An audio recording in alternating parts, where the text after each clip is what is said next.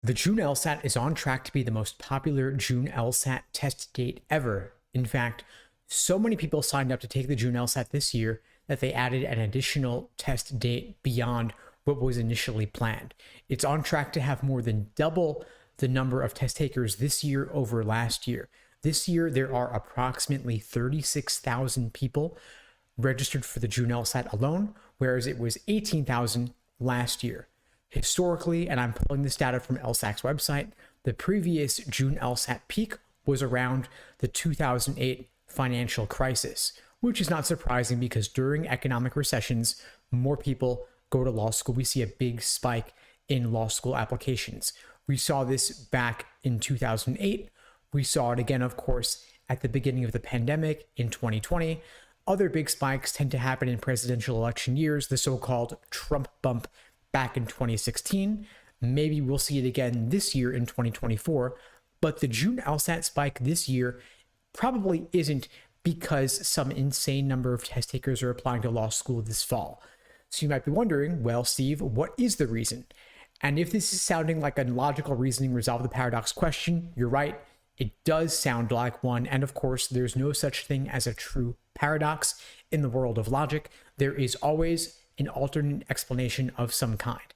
This year, the June LSAT is of course unique because it's the last LSAT ever with the logic games section.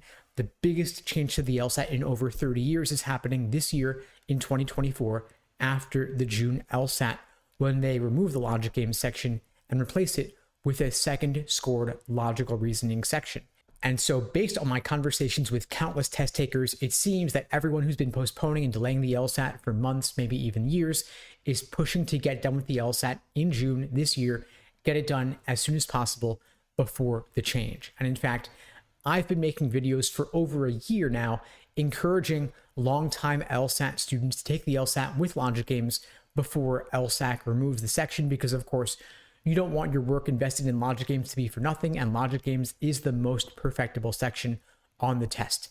However, if you're feeling like you won't be ready in time, you don't need to join the masses taking the LSAT in June because, of course, there's not a ton of time remaining, just a couple weeks now at this point. And instead, of course, you could go for the August LSAT instead with the new format and apply right at the beginning of the cycle in the fall. Now, if you are on track to take the LSAT in August or September or beyond, you're looking for help with that new LSAT format, looking to master logical reasoning, since of course it will be 2/3 of the test, you can check out the links below this video to find out more and to book a call with me and my team. We'd be glad to help you out.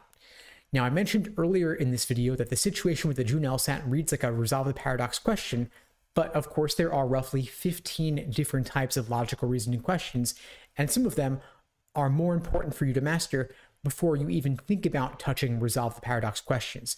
I recommend focusing on necessary assumption, inference, and flaw because these are the most common types of questions in logical reasoning. Only once you've mastered these three types, then and only then should you deal with the less common and more abstract question types like parallel reasoning, method of reasoning, and of course, resolve the paradox. But I don't want you neglecting anything in logical reasoning because of course it's going to be 2/3 of the test starting in August, meaning that you'll want to spend at least 2/3 of your study time on logical reasoning, since it'll be 2/3 of the test, and any gains you make in your understanding of logical reasoning will be doubled across the two sections. So of course, plan your LSAT study time accordingly, and if you are already signed up for June and you feel pretty good about logic games, you might want to take both the June LSAT and the August LSAT, both different formats, and see which one you do better on, since of course law schools will not care which one you take. They just want to see that highest LSAT score among all your LSAT takes. Anyway, folks, that's all for now. In the meantime, I wish you all the best and take care.